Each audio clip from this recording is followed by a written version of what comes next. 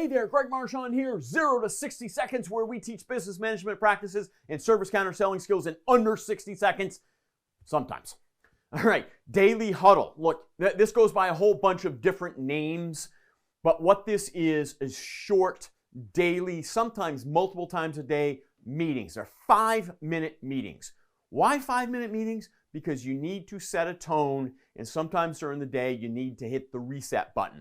All right, so here's what I want you to do. As a service advisor even, not even a shop owner or a manager, although you guys can enforce that, but as a service advisor, I want you to pull everybody together right before you start work. Even if some work's already going on, pull everybody together, 5 minutes, no more than 5 minutes. Tell everybody what yesterday's productivity was like, how many billable hours everybody got produced for you, the 1, 2, 3, 4 technicians, however many technicians you have. Give them their billable hours. Tell them what today's goal is. Give them any other message you need to let them know about, carryover or what the schedule is like today.